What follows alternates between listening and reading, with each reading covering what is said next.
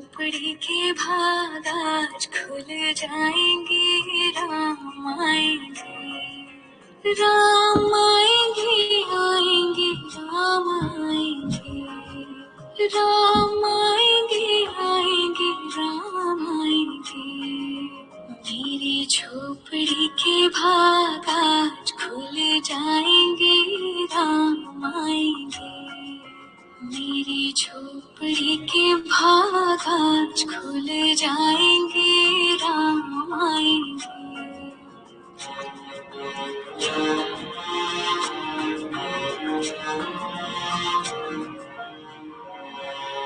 राम आएंगे तो अंगना सजाऊंगी, दीप जला के दिवाली मैं मनाऊंगी।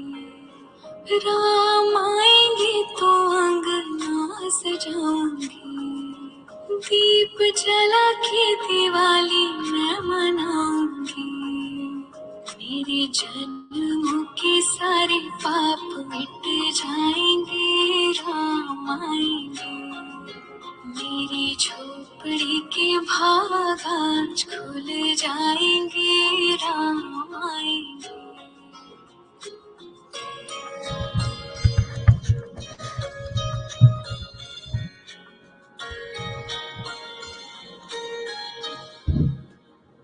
राम झूलेंगे तो पालना झूलाऊंगी, मीठे मीठे मैं भजन सुनाऊंगी। राम झूलेंगे तो यस मेरे प्यारे प्यारे बच्चों, फाइनली अब लैपटॉप ऑप्शन भी स्टार्ट हो चुका है ना।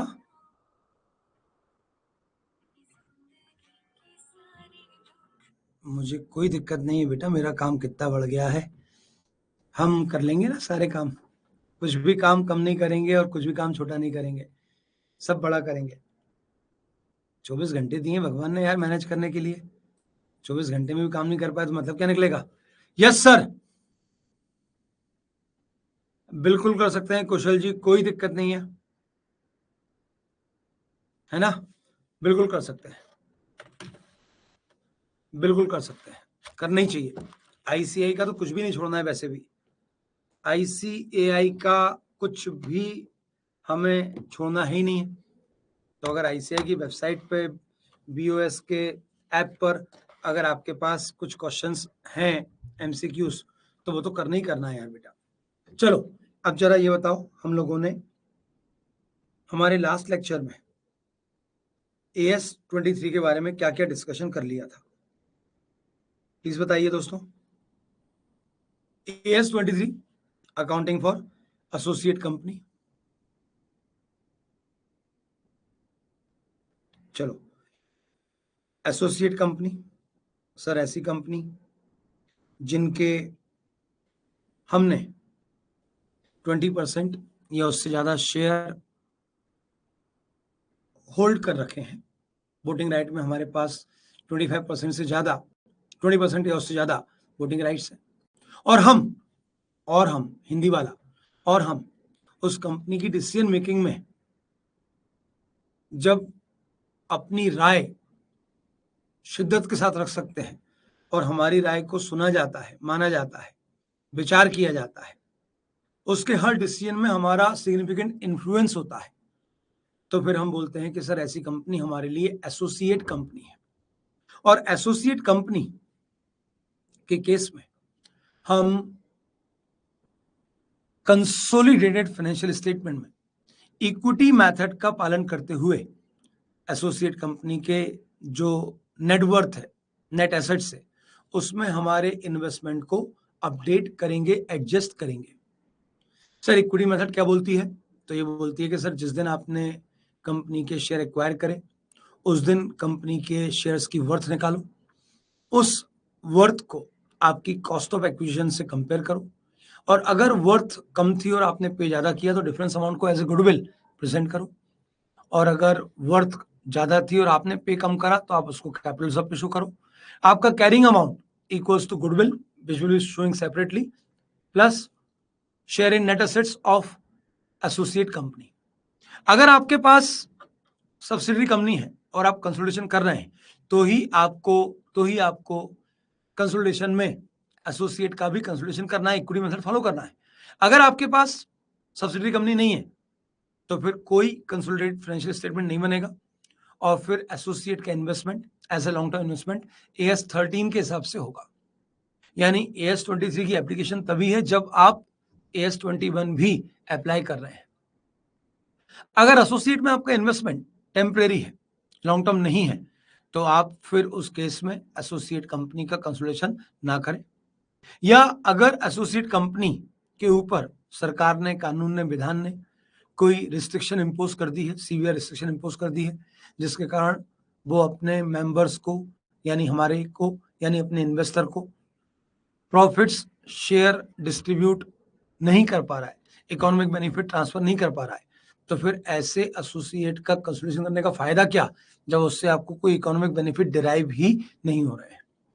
सर हम लोगों ने आगे डिस्कस किया कि सर जब एसोसिएट कंपनी,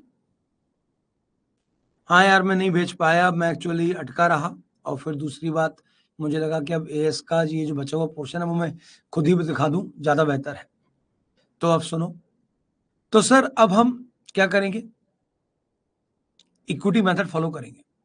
और इक्विटी मेथड में कैलकुलेशन और प्रेजेंटेशन कैसे करना है, तो सर बिल्कुल वैसे ही जैसे आप AS 21 में MI माइनॉरिटी इंटरेस्ट कैलकुलेट करते थे वैसे ही करना है। तो सर MI कैसे शो करते थे, तो सर MI का कंपनी के अनडिस्ट्रीब्यूटेड रिजर्व्स एंड सरप्लस में क्लेम होता था। तो उसका क्लेम इन नेट एसेट्स कैसे निकालते थे, तो sir face value of shares held plus share in undistributed reserves and surplus plus share in dividend declared but not paid plus share in revaluation gain pre acquisition minus share in fictitious asset. यही बात आपको यहां पर भी apply करना है। हम लोगों ने अपने लास्ट लेक्चर में डिस्कशन किया था, और वहां पर एक बात आई थी जहां पर मैं थोड़ा सा गलत हो गया था, फिर मैंने बोला था कि अपन इसको ठीक कर लेते हैं। सर अगर सबसे एसोसिएट कंपनी में हमारा कोई गुडविल निकल के आया है and later on associate company के लॉसेस में हमारा हिस्सा हमारे इन्वेस्टमेंट की कॉस्ट से ज्यादा हो गया, तो इन्वेस्टमेंट की कॉस्ट का मतलब इंक्लूडिंग गुडविल भी उससे भी ज्यादा हो गया, तो फिर investment and associate consolidated balance sheet में जीरो वैल्यू पर शो होगी। एसोसिएट कंपनी के post acquisition profit and reserves को हम अपने जो CPL बनाएंगे वहां पर ऐड करेंगे। यानी वहां पर आएगा सबसे पहले माय ओन मतलब पेरेंट कंपनी का अपना खुद का closing profit and reserves plus share in post acquisition reserves and surplus of subsidiary company plus share in post acquisition reserves and surplus of associate company. CPL में यानी liability side, और asset side investment heading non current assets, क्योंकि associate company के investment generally long term होते हैं, क्योंकि short term हुए तो हम कंसोलिडेशन ही नहीं करेंगे। तो under the heading non current assets, non current investment, investment in associate, carrying amount यानी share in net worth plus goodwill, ये माइनस कैपिटल रिजर्व। तो सर हमने कुछ डिस्कशन किया था, आज हम यहां से आगे बढ़ रहे हैं। जरा लिखो,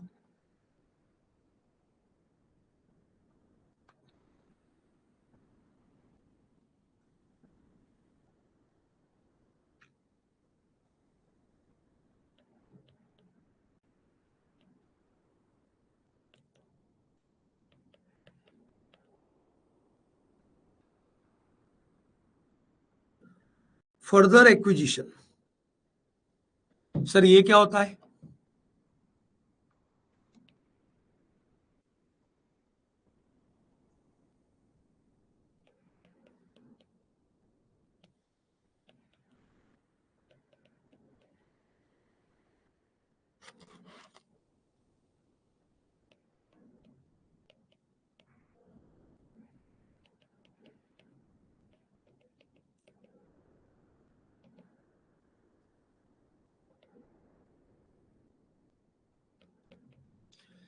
parent company investor company acquired shares in associate company in more than one lot।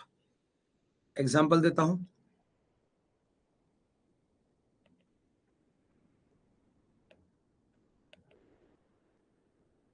On 1st April 23,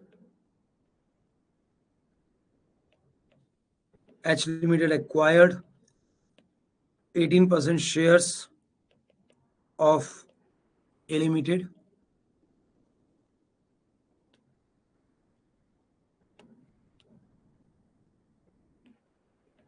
And again, they acquired 12% shares on 1st October 23. ठीक है sir?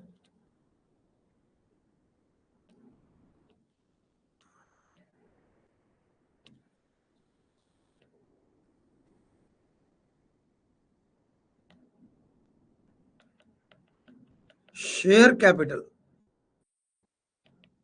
of A Limited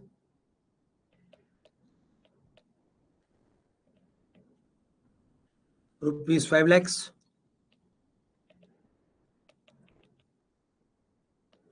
Face value 10.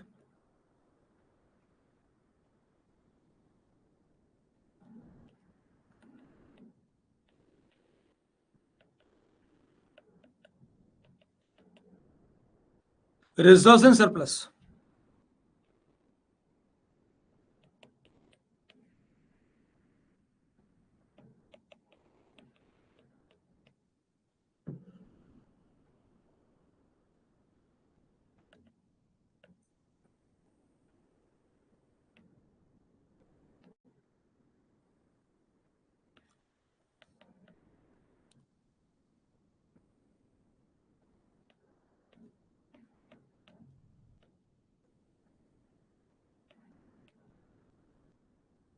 ठीक है जी?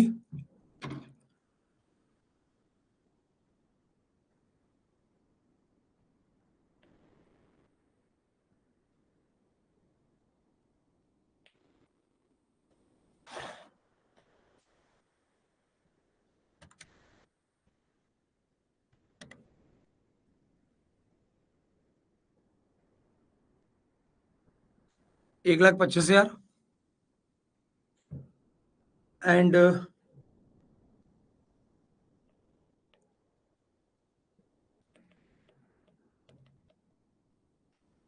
respectively.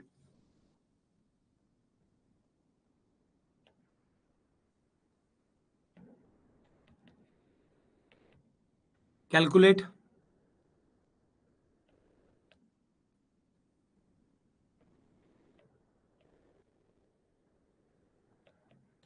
Goodwill and capital reserves on acquisition of shares.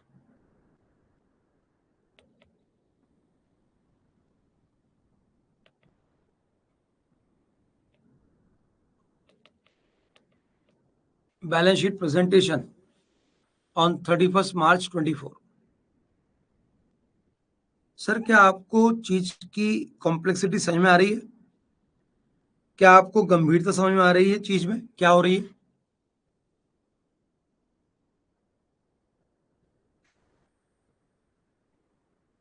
एक अप्रैल 23,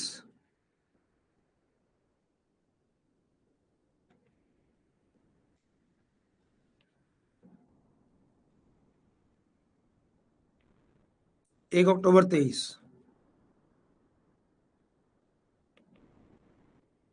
31 मार्च 24। यहां पर हमने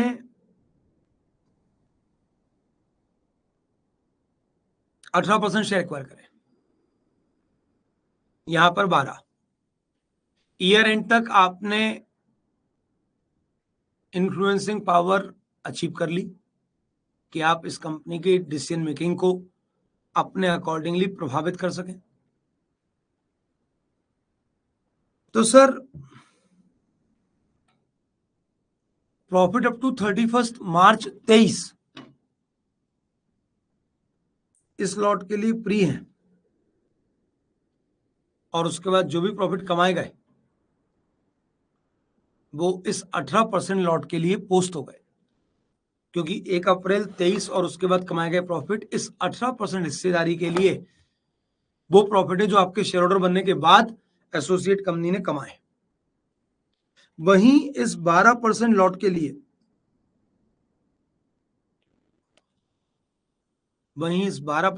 लिए प्री प्रॉफिट 30 सितंबर तक के प्रॉफिट होंगे और 1 अक्टूबर के बाद से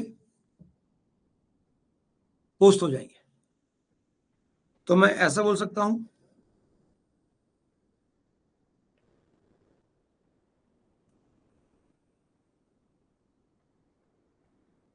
profits and reserves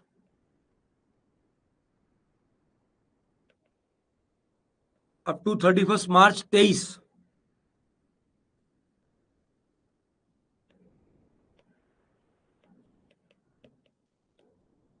pre acquisition for all lots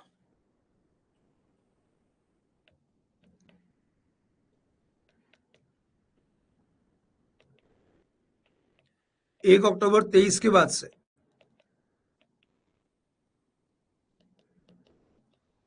post acquisition. ये 2 पॉइंट क्लियर है। 31 मार्च के पहले जितने प्रॉफिट है वो सबके लिए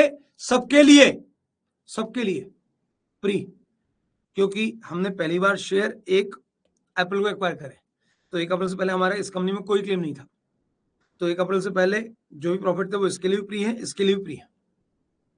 1 अक्टूबर के बाद जो भी प्रॉफिट कमाए गए वो इसके लिए पोस्ट है। सर जो इसके लिए पोस्ट है वो इसके लिए बाय डिफॉल्ट पोस्ट हो गए। अब इस दौरान जो प्रॉफिट कमाए गए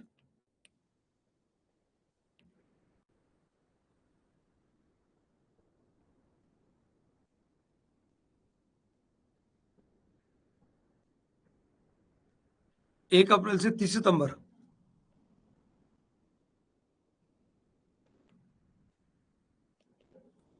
post acquisition to 18%,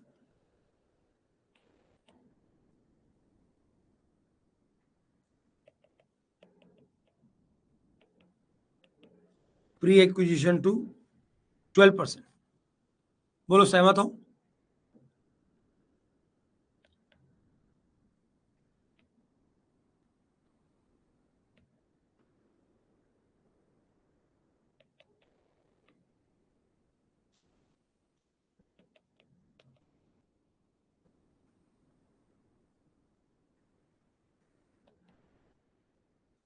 P&L on 31 मार्च 24,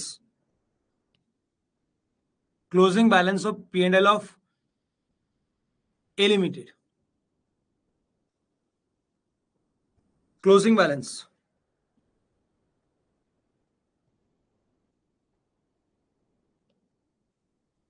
₹2.5 लाख।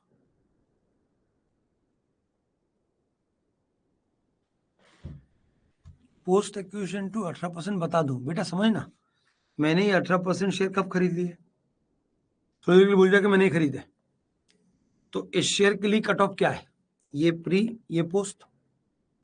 तो 1 अप्रैल से 30 सितंबर तक जो कमाया वो इसके लिए तो पोस्ट है ना, क्योंकि यहां दौरान जो भी कमाया गया वो इन 18% शेयर को खरीदने के बाद कमाया गया, तो इन शेयरों के लिए वो पोस्ट है। लेकिन चूंकि ये शेयर हमने खरीदे ही 1 अक्टूबर को है, तो इन शेयरों पे 30 सितंबर तक जो भी कमाया गया, आप तो बस एक लाइन खींच दिया करो और ऐसे कर लिया करो, ये प्री, ये पोस्ट। तो इस वाले लॉट के लिए प्री पोस्ट कहां से है? 30 सितंबर तक, और इस वाले लॉट के लिए प्री पोस्ट, यानी ये सबके लिए पोस्ट, ये सबके लिए पोस्ट। और जरा ध्यान से देखो, 18 के लिए पोस्ट और 12 के लिए प्री। क्या आप समझ में आया बेटा? जल्दी बता बेटा, समझ में आया क्या? क्योंकि 18 के लिए तो चालू हो गया ना मीटर। चलो, opening balance of P&L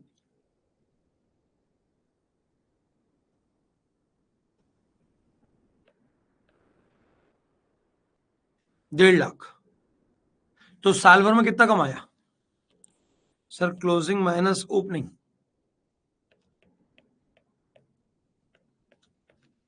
1 lakh.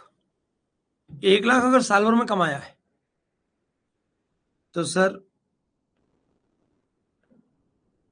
1 अप्रैल से 30 सितंबर में कितना?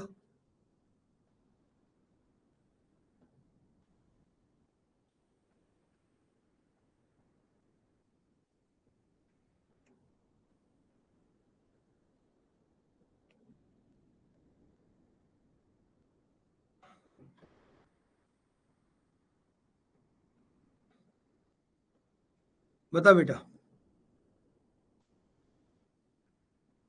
साल भर में कमाया 1 लाख,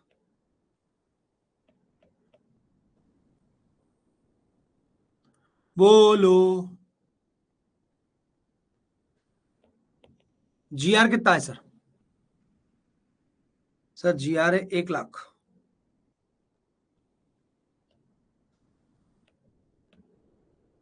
ओपनिंग कितना है? 50,000। तो साल भर में कितना कमाया?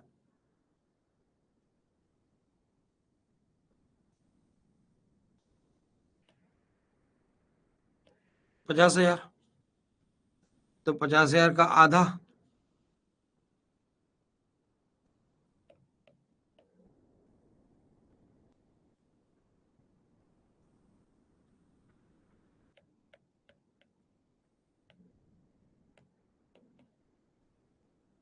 टोटल।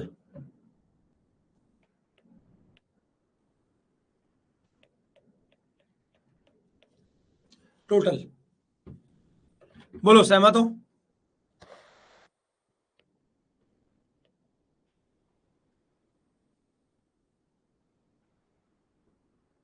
चलिए बताइए।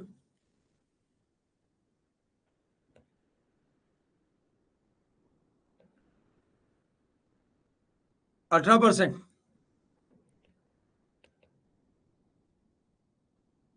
कब खरीदे? 1 अप्रैल 23 को।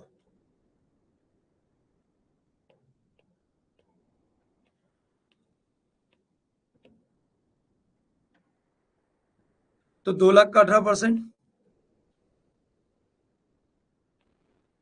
36,000। कहाँ जाएगा? सीओसी।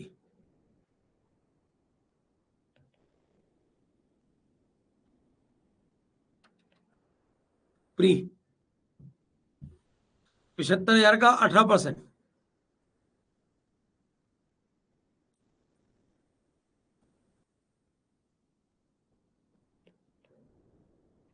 13,500। बोलो क्या बोलता हूं इसको?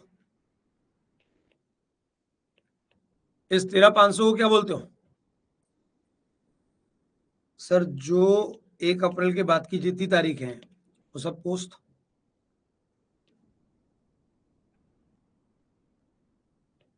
और ये 13,500 भी पोस्ट।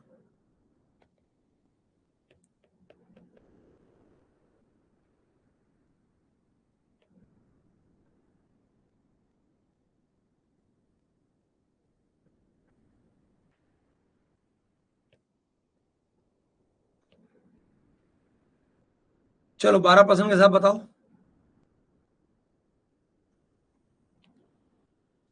2 लाख का 12%, प्री। सर 75,000 का 12%, प्री। और 75,000 का 12%, ये पोस्ट।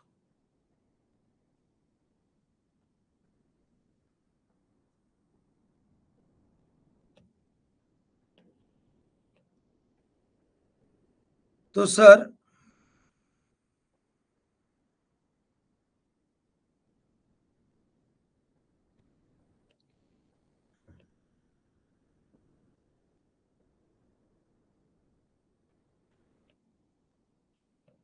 क्या ये क्लियर है?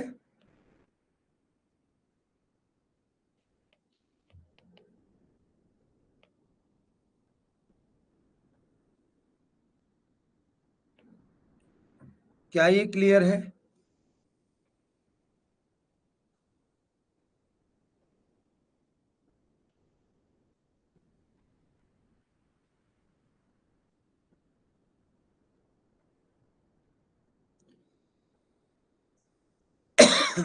क्या ये भी क्लियर है? हाँ सर, तो बताओ।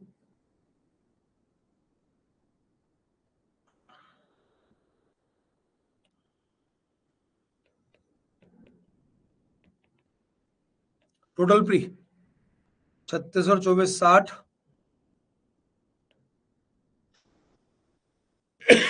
69,000, 13,553, 27।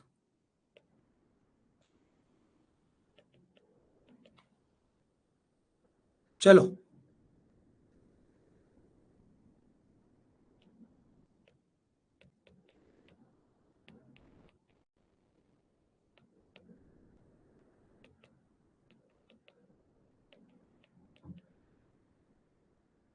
Calculation of goodwill and capital reserve. आप चाहो तो अलग अलग भी निकाल सकते हो, मैं दोनों ऑप्शन दे रहा हूं।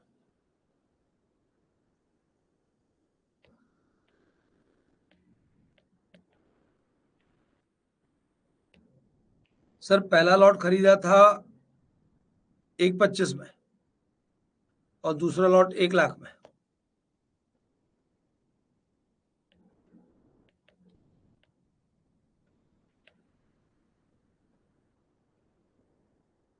Total cost 2,25।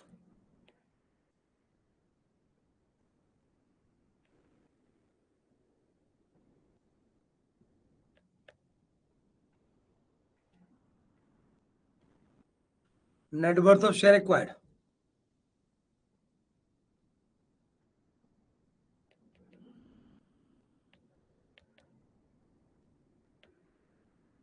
Face value of shares. Sir associate company की कुल कैपिटल 5,00,000। 5,00,000 में हमारा हिस्सा हो चुका है 12 और 18 30।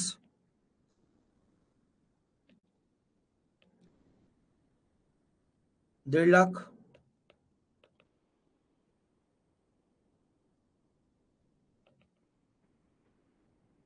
Share in pre acquisition reserve surplus,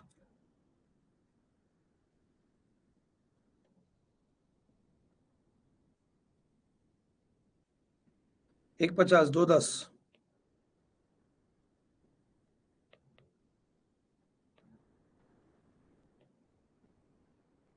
एक option.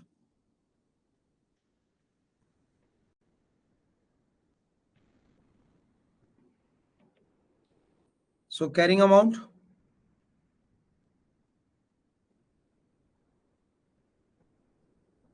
And goodwill. Carrying amount आ गया 219, 6,000 की goodwill,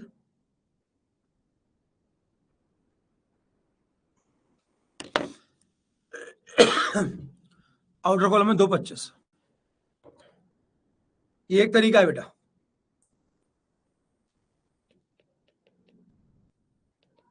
option 1,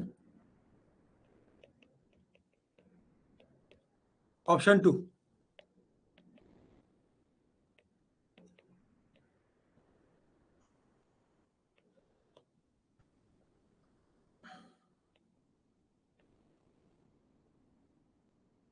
cost of acquisition,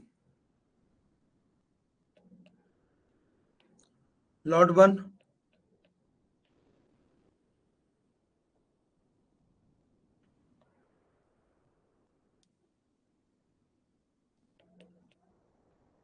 lot 2।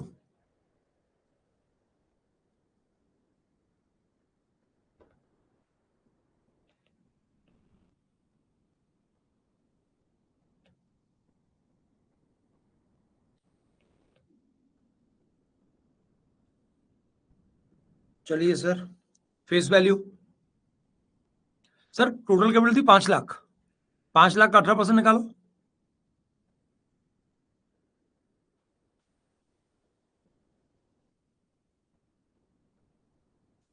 बताओ भाई, 5,00,000 का 18% और 12% 60,000।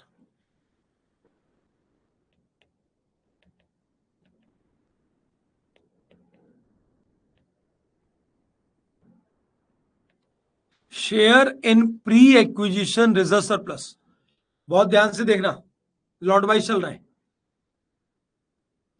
सर इस लॉट के लिए इस लॉट के लिए बस यही प्री है। तो इस लॉट के लिए टोटल प्री कितना हो गया? इस लॉट के लिए टोटल प्री कितना हो गया? 36,000। ये नहीं, सॉरी, ये तो 12% की बात कर रहे हैं।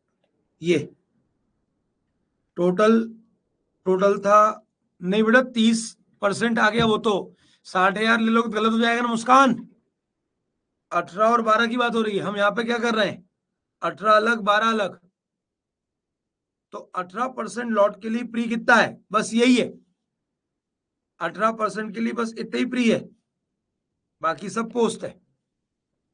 18% के लिए बस यही प्री है, बाकी सब पोस्ट है। तो प्री 36,000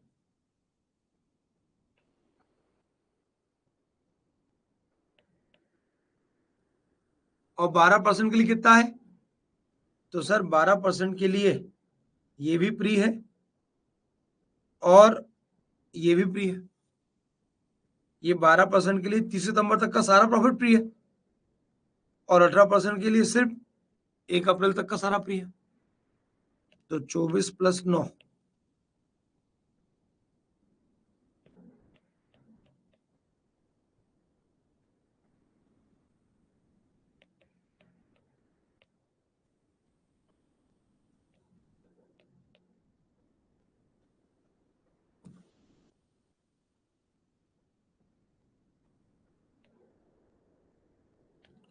चलो बताओ, इस लॉट के लिए पे करें 1,25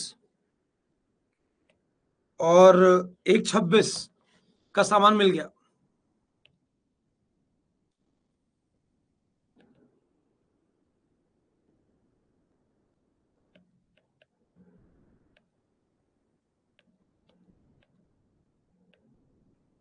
गुडविल 7,000,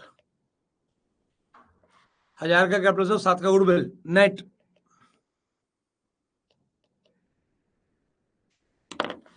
तो आपको जैसे करना है आप वैसे कर सकते हैं, कोई दिक्कत नहीं है। आपको जैसे करना है आप वैसे कर सकते हैं, कोई कोई कोई दिक्कत नहीं।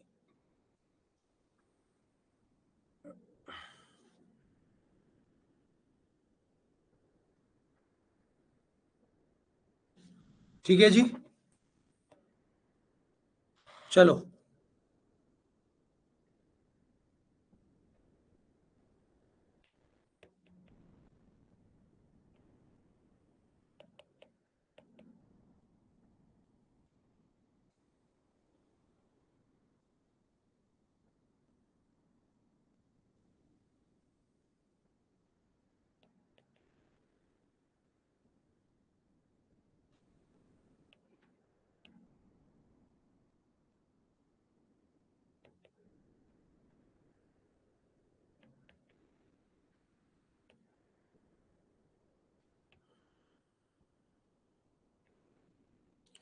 Closing reserve surplus of H नहीं पता।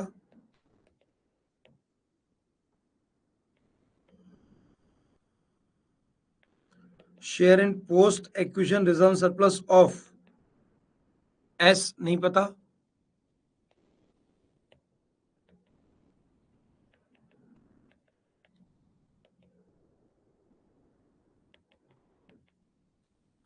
Share in post acquisition reserve surplus of A limited. तो बेटा हमारे लिए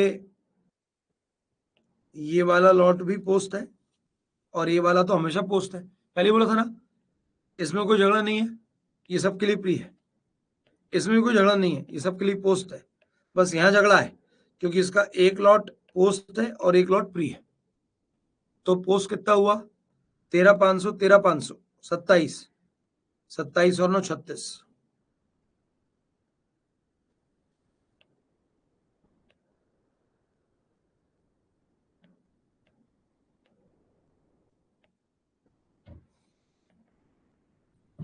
क्या ये क्लियर है बेटा?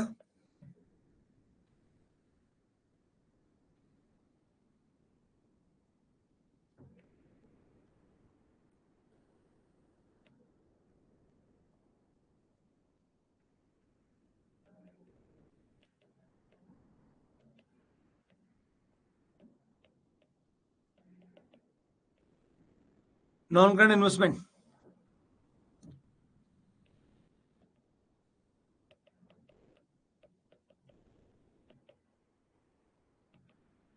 Investment in associate company, goodwill,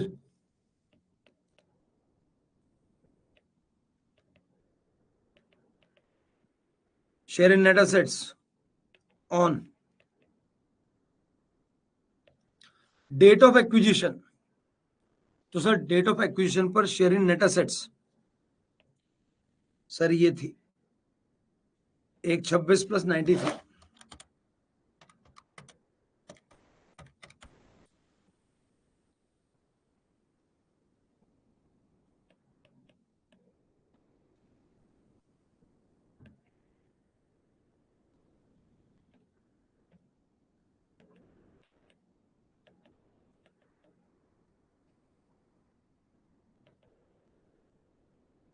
share in post acquisition reserves and surplus,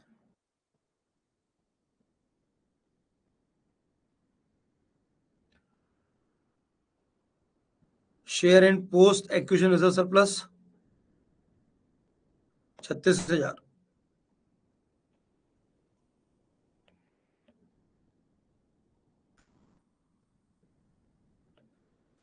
तो सर 36 + 2 19 + 6,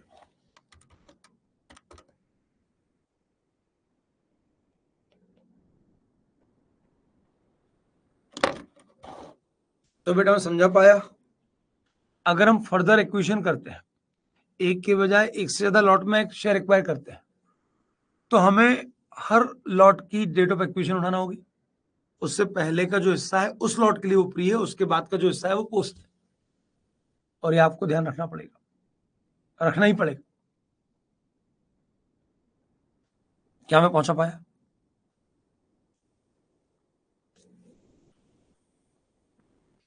क्या मैं पहुंचा पाया मेरे प्यारे बच्चों? तो ये हो गया आपका case of further acquisition. It is a case of further acquisition, it is a case of further acquisition. चलो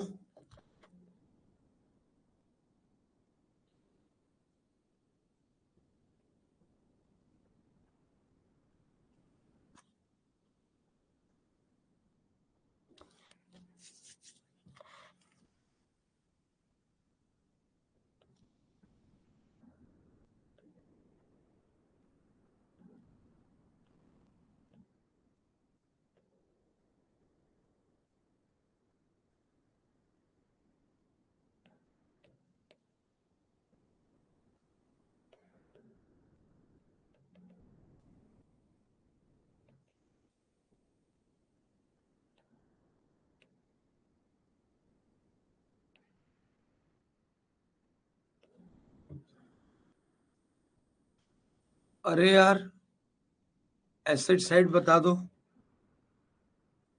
हम यहां पर बेटा सुनो ना ध्यान से, जब हम इन्वेस्टमेंट इन एसोसिएट लिखते हैं तो यहाँ पे आप क्या बोलते हो कि हमारा एसोसिएट कंपनी की नेटवर्थ में कितना क्लेम है। आप ऐसे चेक कर लो, एसोसिएट कंपनी की अगर आज मैं बैलेंस शीट बनाऊं तो उसमें share capital 5 lakh, P&L 1 lakh, GR 2.5 lakh, कितना हो गया 8.5 लाख। 8.5 लाख में आपका हिस्सा कितना निकाल के बताओ, 8.5 लाख में आपका हिस्सा कितना है वो निकाल के बताओ। 8.5 लाख का 30%, 255।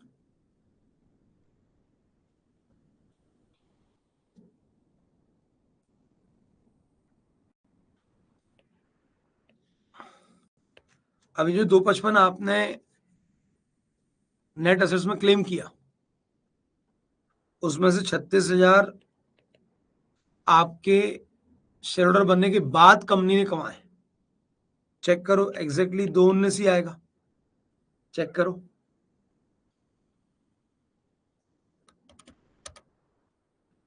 ये आ गया net worth on the date of acquisition, ये लो net worth on the date of acquisition. यानी जिस दिन हमने शेयर खरीदे उस दिन औकात इतनी थी, आज वही औकात बढ़ के 2.55 हो चुकी है। तो ये कैसे बढ़ी? कंसोलिडेटेड बैलेंस शीट में आप एमआई में क्या दिखाते हो? यही ना कि सब्सिडरी कंपनी की नेट एसेट्स में एमआई का क्लेम कितना है, तो वो एमआई आजकल हम ही तो है। एसोसिएट के केस में वो एमआई हम ही है, तो हमारा नेट एसेट्स में कितना क्लेम है, प्लस हमने गुडविल के लिए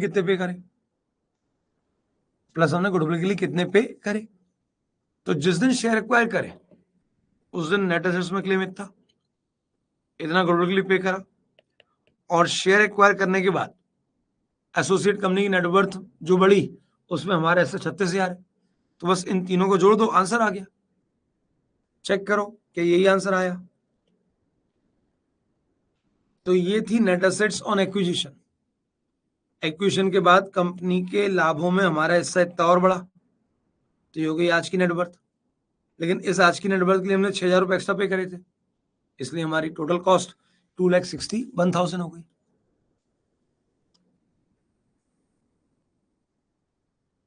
बेटा जो परसों लेक्चर हुआ था नर्सों, उसको चेक करो एक बार, कि उसमें हमने ये लिखा था कि नेट एसेट्स में claim on the date of acquisition plus goodwill minus capital plus share in post acquisition reserve in surplus. तो एग्जैक्टली वही तो लिखा है अपन ने, एग्जैक्टली हमने वही लिखा है बेटा, exactly we had written the same thing. चलो, all component of question same.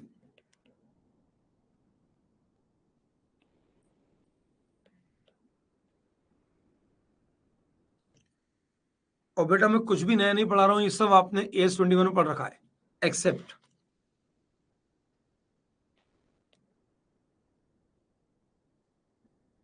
On 15 October 23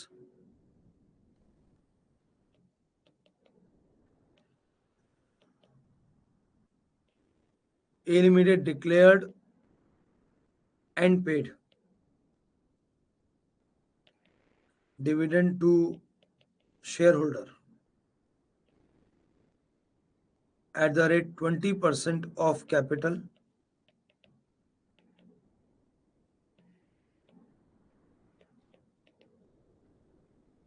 for the year 22-23।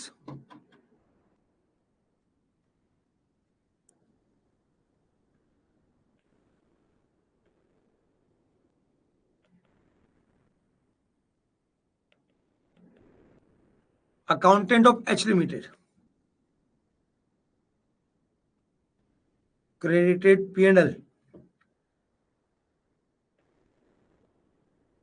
for dividend received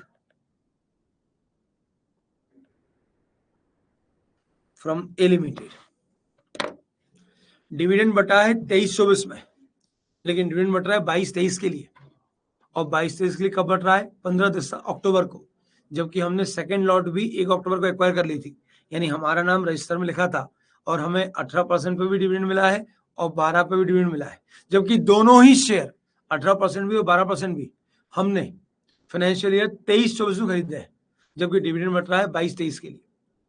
ये सारा कॉन्सेप्ट मैंने सिखाया है, करके बताओ।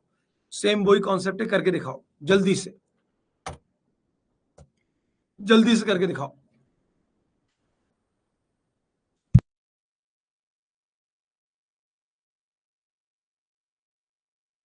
बाकी पूरा क्वेश्चन सेम है।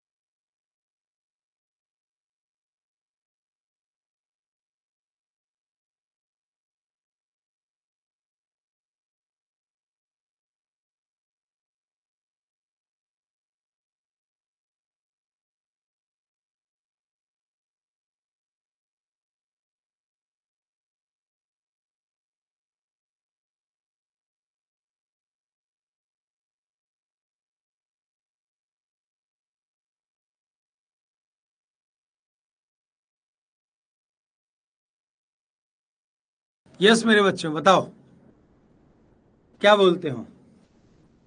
क्या आपको समझ में आया क्या हुआ? क्या आपको समझ में आया इस क्वेश्चन में क्या हो गया है? क्या बोलते हैं, क्या हुई सर? क्या हुई सर? हुई हुई हो गई, हुई हुई। आपको समझ में आया क्या हुई सर?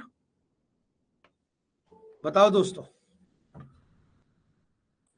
क्या आपको समझ में आया क्या हुई सर? सर, जो हमारा P&L था,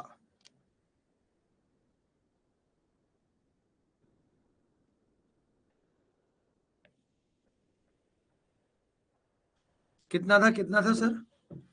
closing P&L was 250।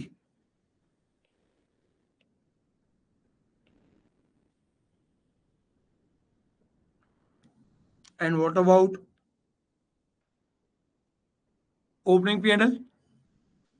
Sir, opening P&L was 150, लेकिन उसमें से कंपनी ने डिविडेंड बांट दिया। एक बात बताओ, कंपनी ने डिविडेंड बांटा है 23-24 में, लेकिन बांटा किसके लिए? 22-23 के लिए। तो कहां से बांटोगे सर? 22-23 से प्रॉफिट से। तो 22-23 का प्रॉफिट था 1.5 लाख और डिविडेंड बटा है 20%। कैपिटल थी 5 लाख, तो 5 लाख का 20%।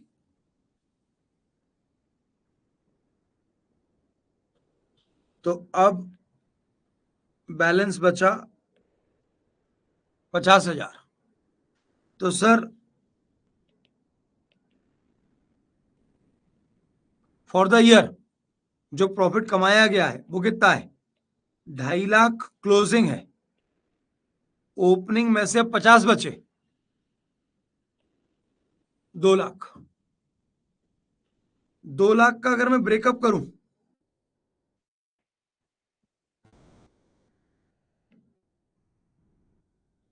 1 अप्रैल से 30 सितंबर,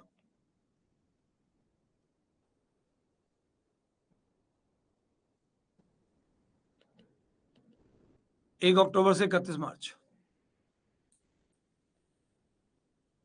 1 लाख और 1 लाख। चलो बताओ,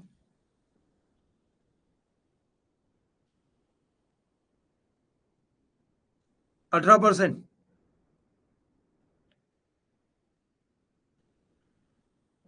9,000, 18%, 18,000, 18%, 18,000। ये कहाँ जाएगा? प्री में। ये दोनों पोस्ट में। फिर 12% कहाँ जाएगा सर? प्री में। कहाँ जाएगा सर? प्री में। कहाँ जाएगा? पोस्ट में।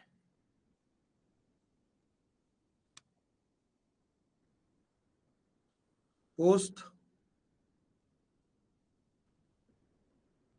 राघव रामा सीताराम।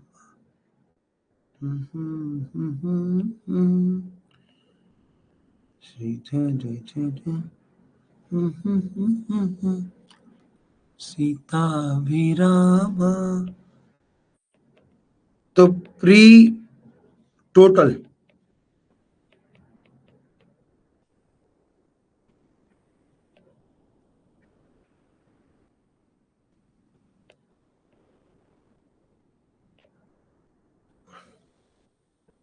कितना sir? 27।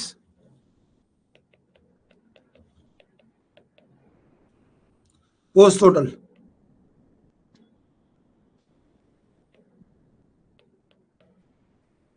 Okay.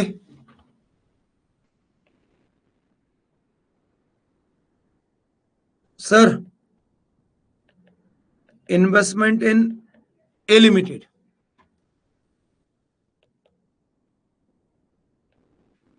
1 April, to bank 1.25,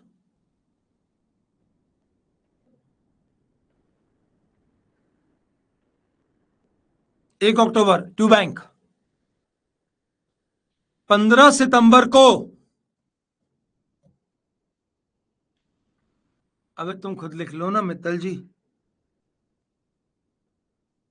खुद लिख लो, पता पड़ गया ना वो ठीक से नहीं लिखी, खुद लिख लो। तुम लोग मेरे से कितनी मेहनत करवाते हो बताओ, कितनी मेहनत करवाते हो बताओ। चलो अब जरा बताओ, ये जो डिविडेंड बटा, इसमें हमें कितना मिला होगा? How much amount we had received, how much amount we had received. बेटा पहले समझ लो अच्छे से, 99% एग्जाम में आएगा ही नहीं, 99% ये एग्जाम में आएगा ही नहीं, नहीं आएगा 99%। लेकिन बस मैंने आपको बता दिया।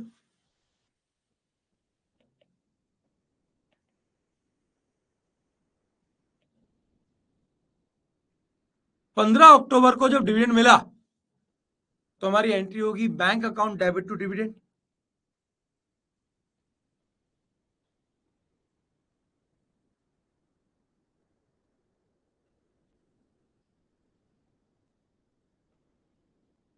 Bye bank account.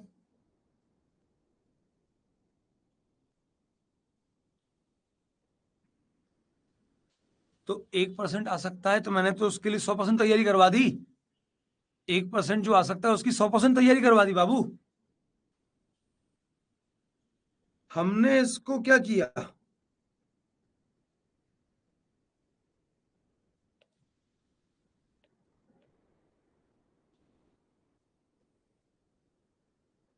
गलती से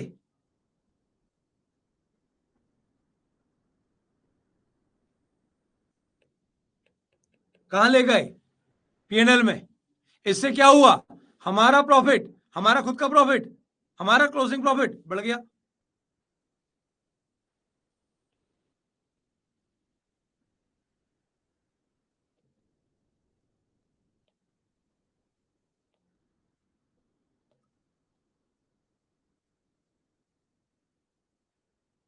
इससे हमारा क्लोजिंग प्रॉफिट बढ़ गया बेटा।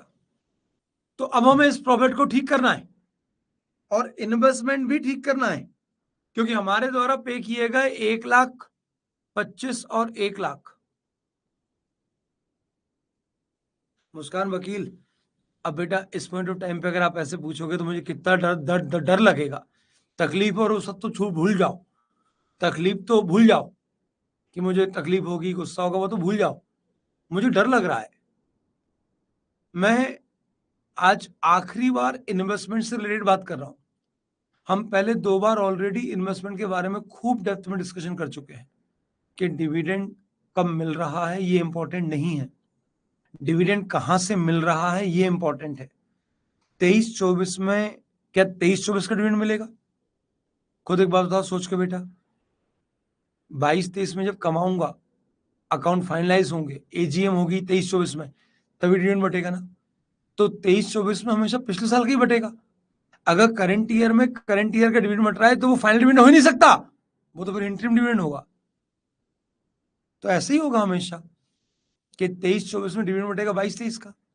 पूरी दुनिया बोलेगी बधाई हो बधाई हो डिविडेंड हुआ है, हम बोलेंगे काय का डिविडेंड हुआ है, ये तो ऑलरेडी हमारे शेयर होल्डर बनने से पहले कमाए गए प्रॉफिट से बटा है। तो भले ही सारे बच्चे सचिन को अब्बू अब्बू बोले, लेकिन सचिन तो जानता है ना कि ये प्री एक्विजिशन है। अरे यार, तो अब हमें इसको ठीक करना पड़ेगा।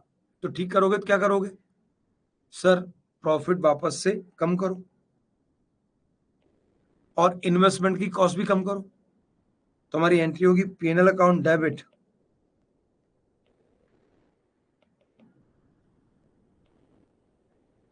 1,00,000 का 30%, 30,000।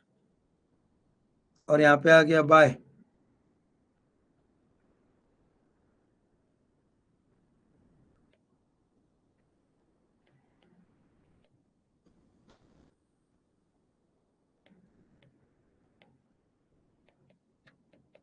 Net cost.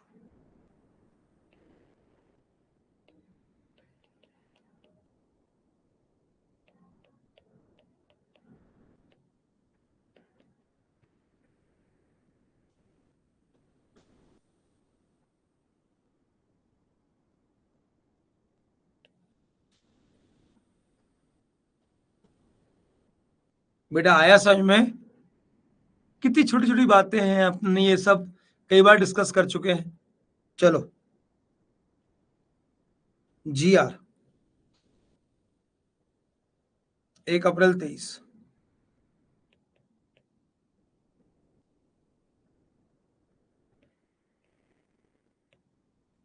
1 अप्रैल से 30 सितंबर,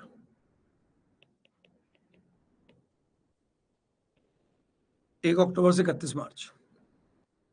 क्लोजिंग GR 1 लाख। GR का ओपनिंग बैलेंस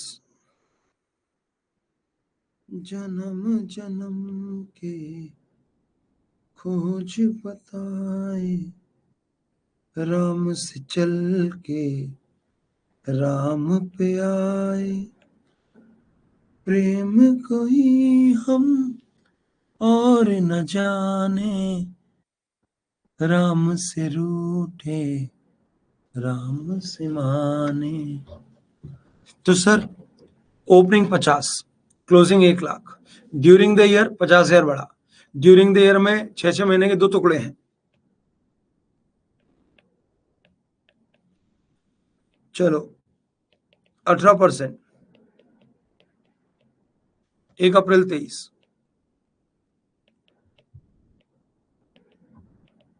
1 अक्टूबर 23। तो सर 50,000 का 18%, 9,000, 50,000 का 12%, 6,000, 25,000 का 18%, 25,000 का 12%, फिर 25,000 का और फिर 12। अब सर इस लॉट के लिए सिर्फ ये प्री, इधर देखो ध्यान से, 1 अप्रैल 1 अप्रैल, तो यहां तक प्री, उसके बाद सब पोस्ट। तो इसके लिए ये दोनों पोस्ट, और ये कब खरीदा है? 1 अक्टूबर तक। यहां देखो 1 अप्रैल, 1 अप्रैल टैब लगा दिया, 1 अक्टूबर, 30 सितंबर,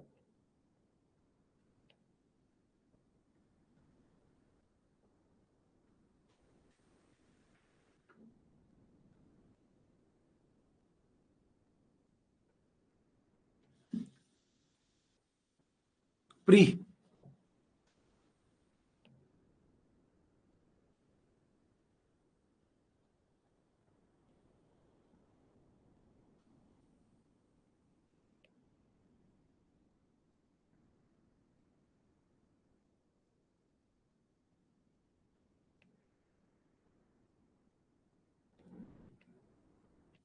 post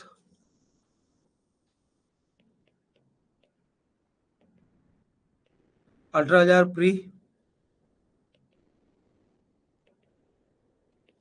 12,000 post.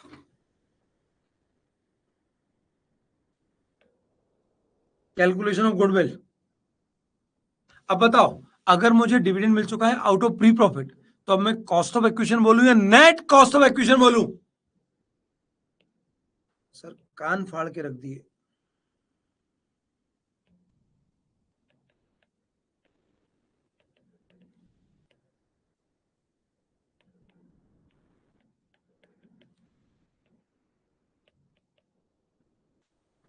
$195,000।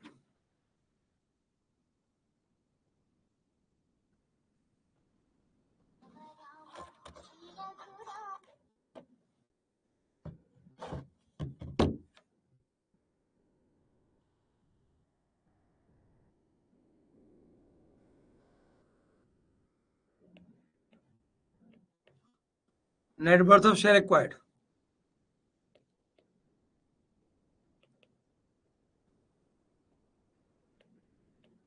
Face value 1.5 lakh,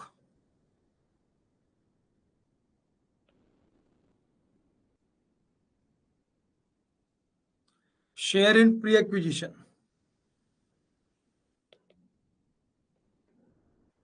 तो sir share in pre acquisition profit 27, share in pre acquisition GR 18,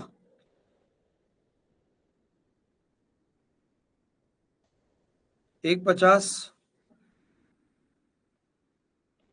check करो बेटा।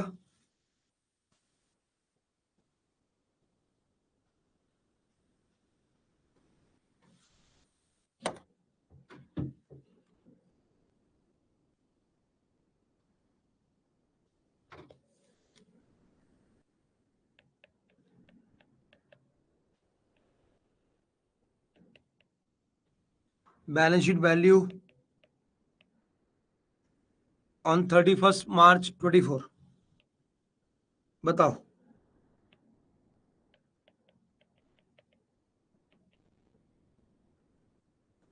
गुडविल ऑब्लिक कॉर्पोरेट सब 0,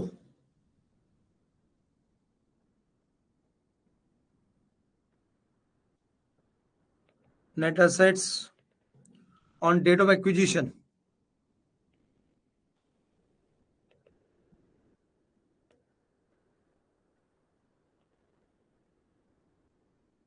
plus share in post acquisition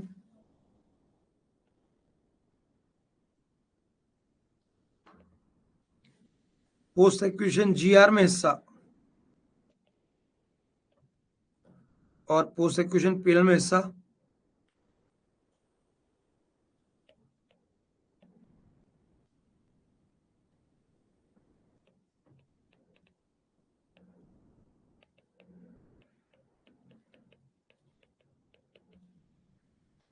carrying amount of investment in balance sheet 255,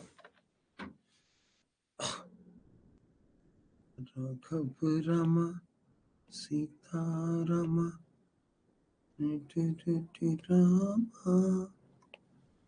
Rama.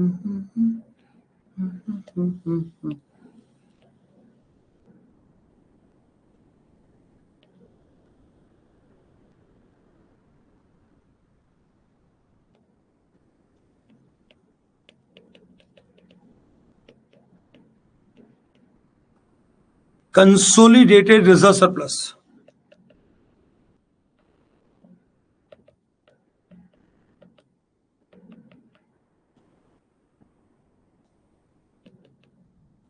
closing balance of reserves and surplus of H Limited plus नहीं minus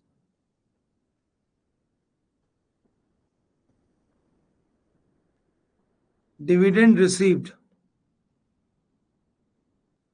out of pre-acquisition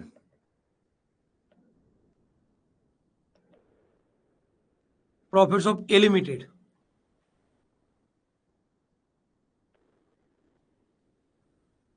wrongly credited to P&L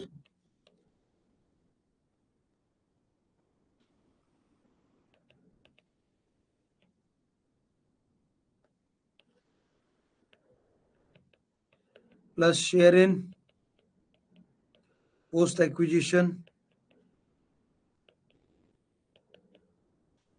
reserves and surplus of A Limited.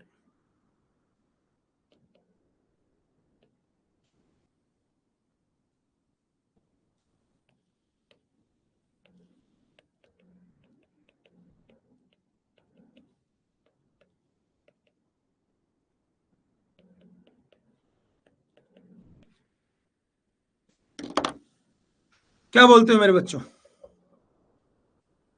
क्या ये समझ में आया?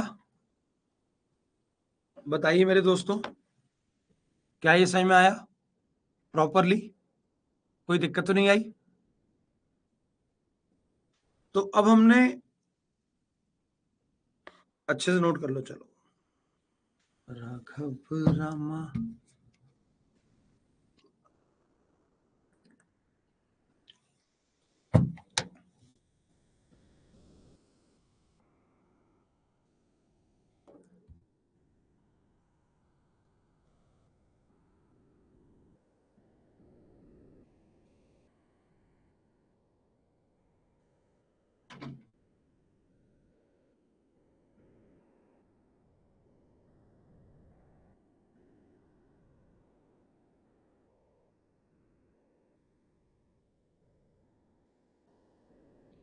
Done.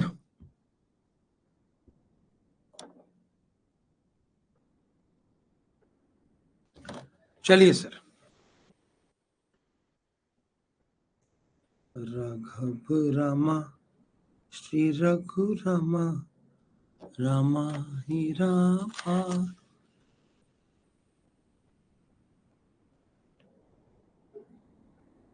$10.166।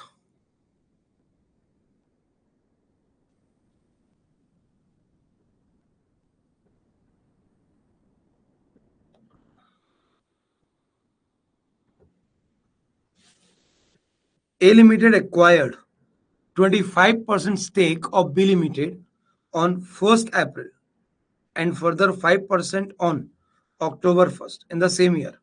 Other information, cost of investment 25%, 1.5 lakh, 5% 20,000,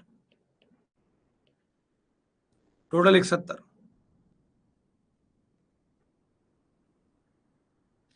net assets on 1st अप्रैल 5 लाख। तो ये तो sir सीधे ही कर दो, 5 लाख रुपए कंपनी की नेट एसेट्स थी। नेट एसेट्स बोला तो उसके अंदर कैपिटल और रिजर्व सरप्लस दोनों आ गए। हाँ जी, तो 5 लाख का 25%। बेटा याद है मैंने वो टेबल बनाई थी, टाइमलाइन बनाई थी, टाइमलाइन 1 अप्रैल से पहले का प्री टू ऑल, 1 अक्टूबर के बाद पोस्ट टू ऑल लॉट, 1 अप्रैल से 1 अक्टूबर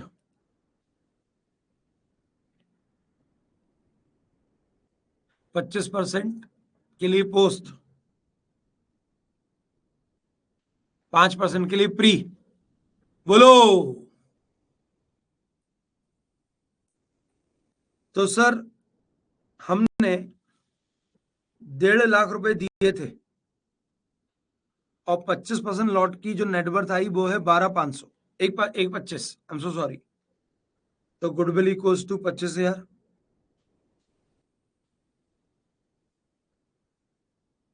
फिर क्वेश्चन ने बोला कि साल भर का प्रॉफिट 90,000 है और ये 2:1 के रेशियो में बटा है। तो 90,000 का 2:1, 60 और 30, ये 60 का 25% पोस्ट,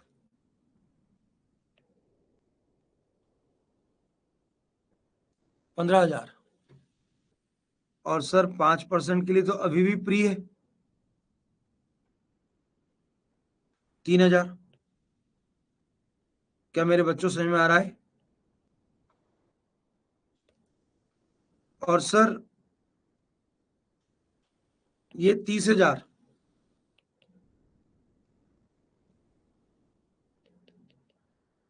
ऑन और आफ्टर 1 अक्टूबर है और 1 अक्टूबर से सभी के लिए पोस्ट हो गया। सभी के लिए मतलब सभी के लिए। तो 30,000 का 30%, 9,000। बोलो सर।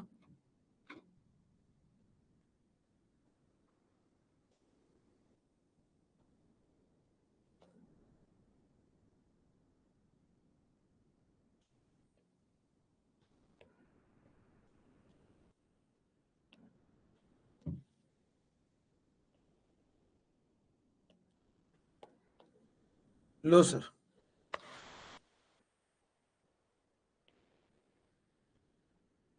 25 और 5,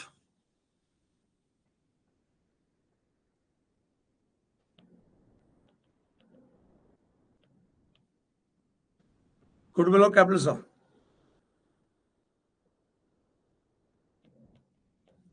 कॉस्ट ऑफ एक्विजिशन 150,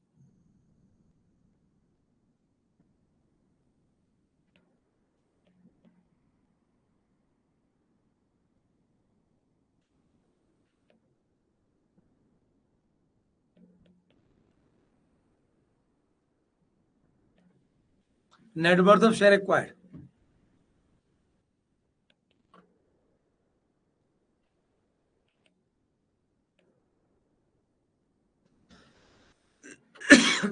एक अप्रैल को कंपनी की नेटवर्थ कंपनी की नेटवर्थ कितनी थी? 5 लाख। तो 5 लाख का 25% और 5 लाख का 5%,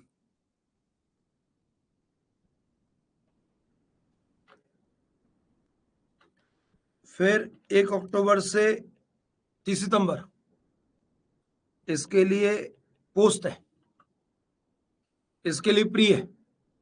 और कितना है वो सर निकाला ना?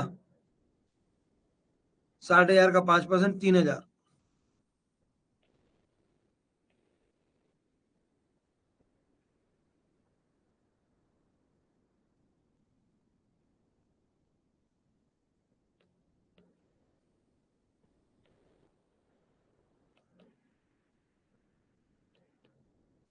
Goodwill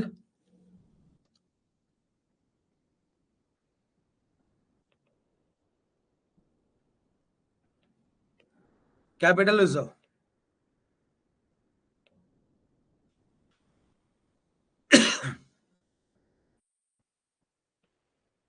net goodwill 17,000। बोलो बच्चों।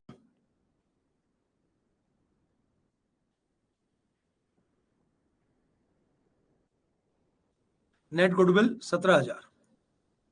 बोलो।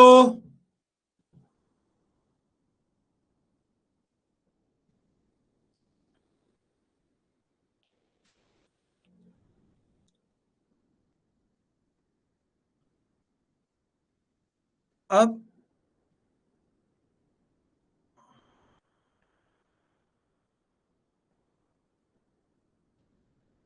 Consolidated PNL,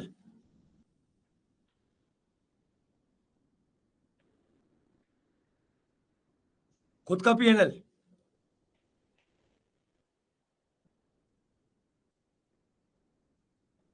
share in post acquisition,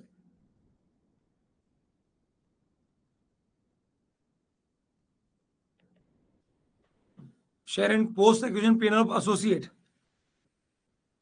sir associate का ये 60,000 जो कमाया है वो फर्स्ट लॉट एक्वायर करने के बाद कमाया है। तो फर्स्ट लॉट के लिए इसका 25% पोस्ट है और 30,000 के लिए सारे लॉट पोस्ट है, क्योंकि ये 1 अक्टूबर उसके बाद आया है। तो 15 और 9 24।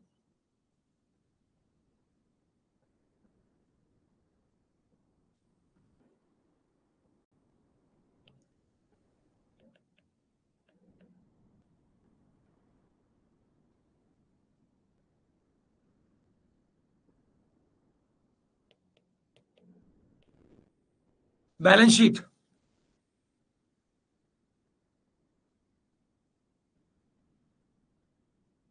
Non current investment, goodwill 17,000, net assets on date of acquisition. Sir ये है नेट एसेट्स,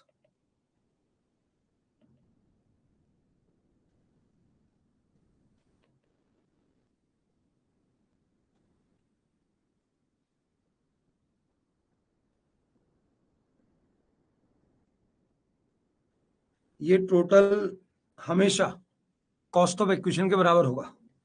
ये टोटल हमेशा कॉस्ट ऑफ एक्विजिशन के बराबर होगा।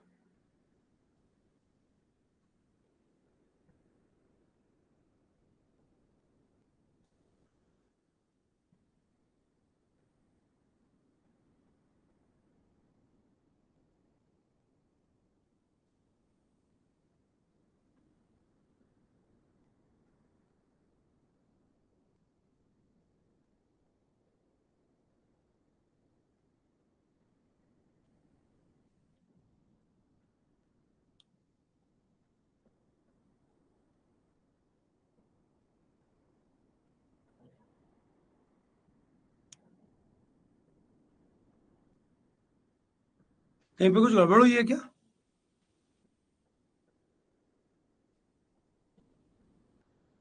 25 माइनस 8,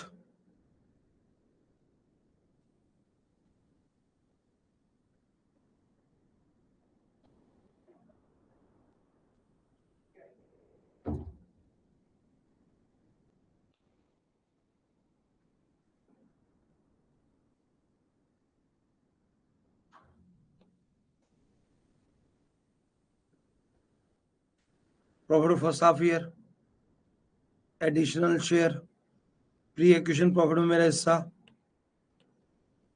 नेट एसेट्स,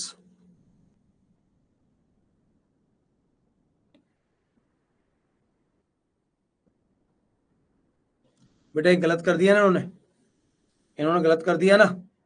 वही मैंने बोला यार मेरे से गलत कैसे हो गया, इन्होंने 3000 रुपये जोड़े ही नहीं। ये तो 5% ऑफ नेट एसेट्स क्या है, 1 अप्रैल की नेट एसेट्स, 1 अप्रैल की नेट एसेट्स के बाद 60,000 रुपये और जुड़ेंगे ना, तो टोटल नेट एसेट्स हो गई 5,60,000। तो 5,60,000 का 5% 28,000 रुपये होगा। और इन्होंने गुडविल कैपिटल निकाल दी काय पे, इन्होंने गुडविल कैपिटल निकाल दी काय पे 5 पे, 25 ही ले लिए, जबकि 25 और 3 28 करना है। तो 5% शेयर इन नेट एसेट्स 28, और ये कैसे आया,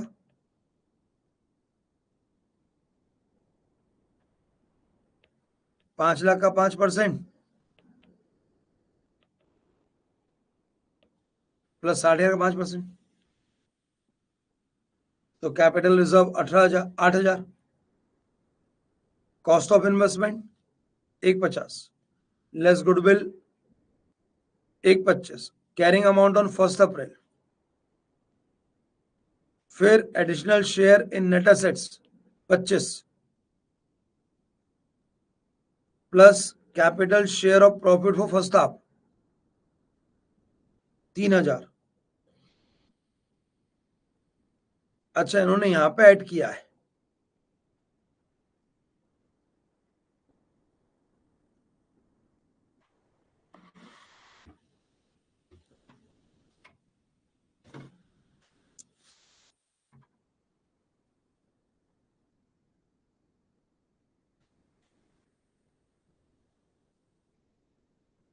यार बेटा ये तो गलत कर दिया इन्होंने, गारंटी के साथ गलत कर दिया।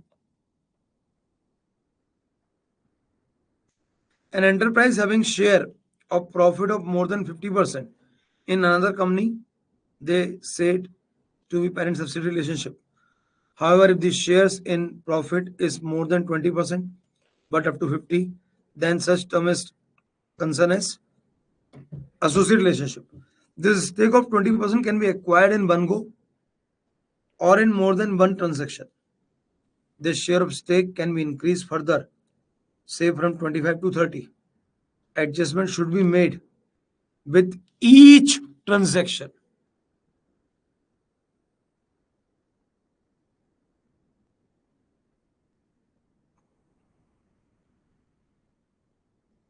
तो बेटा इन्होंने बस वो गलती कर दी है,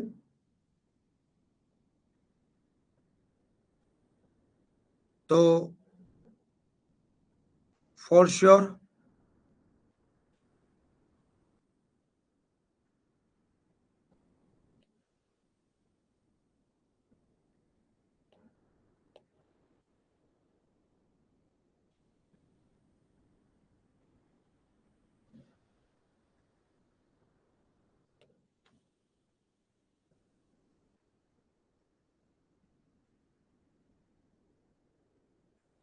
यही आएगा, plus share in post acquisition profit, और पोस्ट एक्विजिशन प्रॉफिट में कितना आएगा,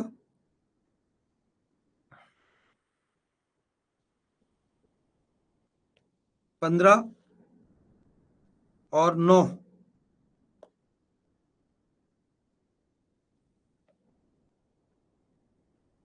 24,000।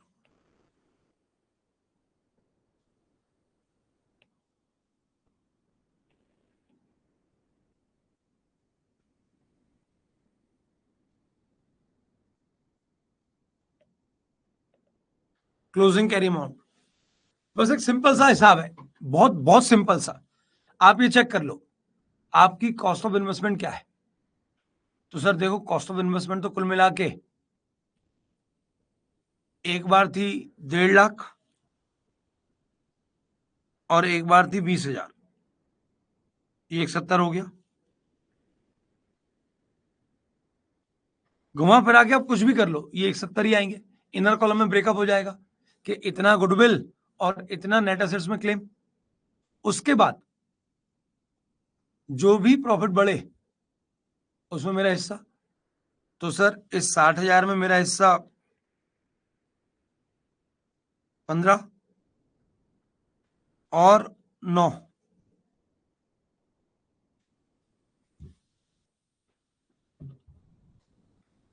और 3, तो टोटल कुछ भी कर लो, कैसे भी कर लो, ये 194 ही आएगा। क्योंकि मेरे एसोसिएट कंपनी में अगर 2 लॉट में शेयर एक्वायर हुए हैं, तो जिस लॉट के मैंने शेयर एक्वायर करे उस डेट से लेके आगे आने वाली डेट तक जो भी मेरा क्लेम होगा, एक second,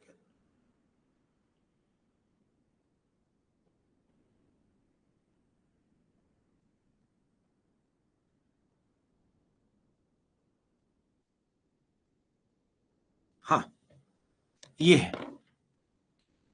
so this is my closing carrying amount और ये मेरी बैलेंस शीट में आएगा। सर इन्होंने आगे बोला, क्यों ये नोट हो गया था ना साथ साथ, बेटे साथ साथ नोट हो गया था, क्या ये साथ साथ नोट हो गया था?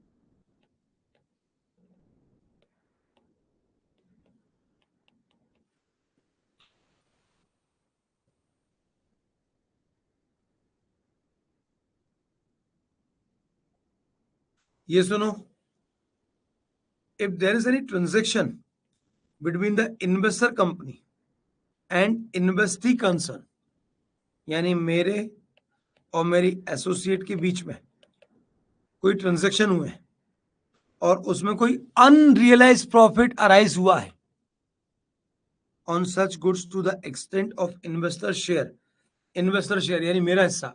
याद है पिछली बार जब अनरियलाइज प्रॉफिट होता था तो हम इसमें 2 हिस्से करते थे, एक जाता था सीपीएनएल में और एक जाता था एमआई में।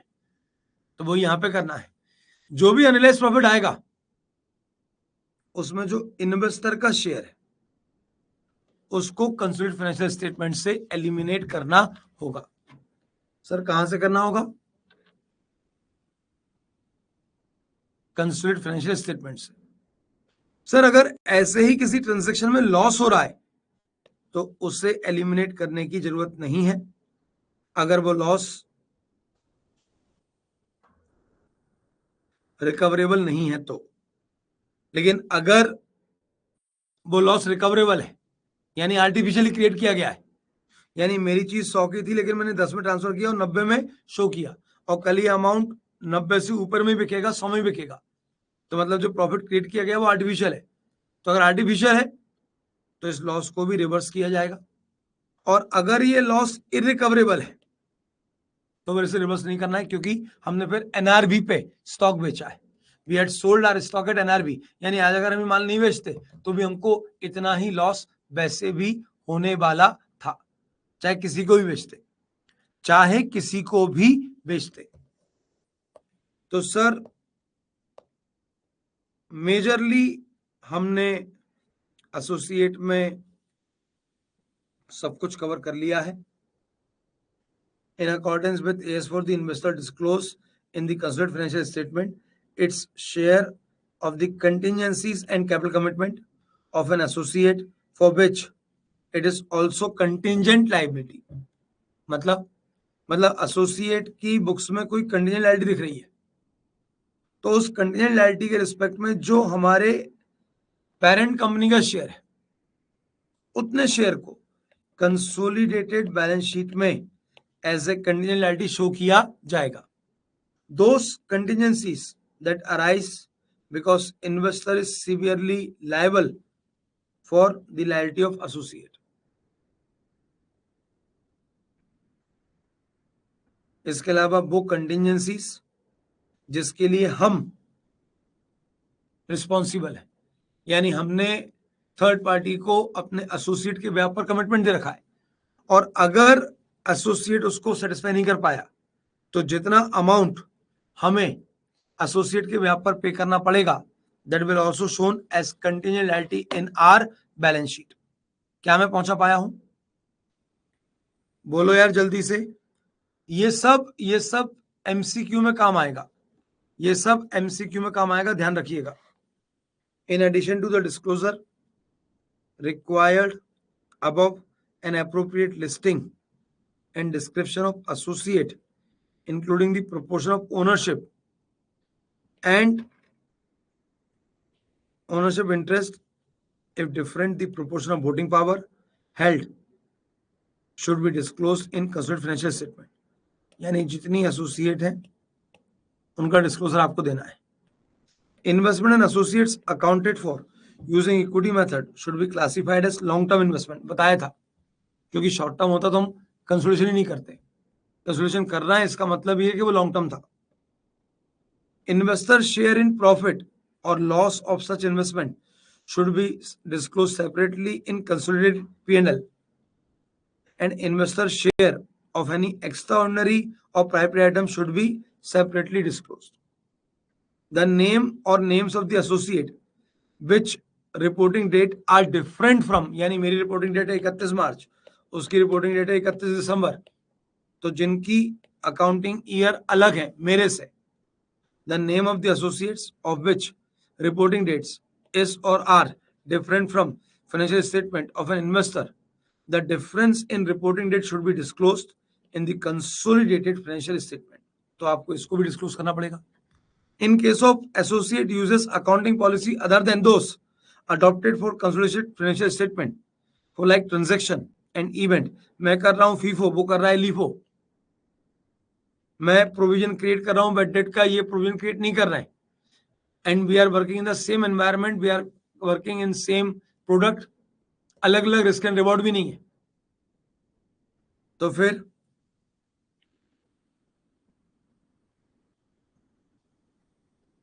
And it is not practicable to make appropriate adjustment to the associates financial statement, then the fact should be disclosed along with brief description of the difference in accounting policy. If the associate is not accounted for using the equity method, यानी अगर हमने associate की accounting equity method से नहीं करी है तो क्यों नहीं करी, उसका रीजन आपको बताना है.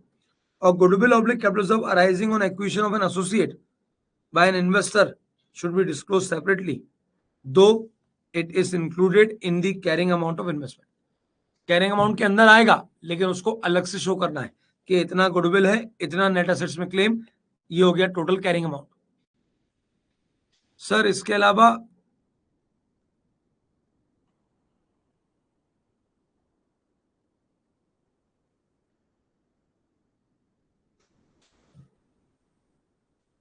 Bright Limited acquired 30% of East India Limited share for 2 lakhs on 1st of June. तो अप्रैल और मई प्री और उसके बाद का post. By such an acquisition, Bright can exercise significant influence over East India. During the financial year ended on 31st March 11, East earned 80,000 and declared dividend of 50,000 on 12 August. East India reported earning of 3 lakh for the financial year 31 मार्च 12, यानी current year, जिसके 2 महीने pre और 10 महीने post.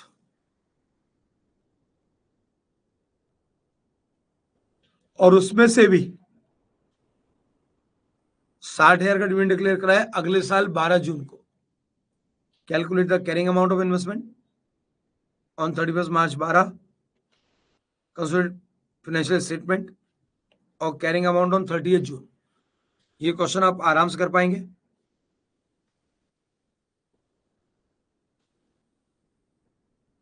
ये भी आप आराम से कर पाएंगे, एक बार आप चेक कर लीजिएगा, आराम से कर पाएंगे बेटा।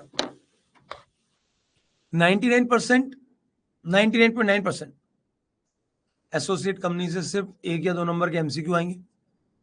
कंसोलिडेटेड बैलेंस शीट में बेटा सीए फाइनल लेवल तक भी, आज तक सीए फाइनल के लेवल पे मैंने 10 साल पढ़ाया है, 9-10 साल पढ़ाया है।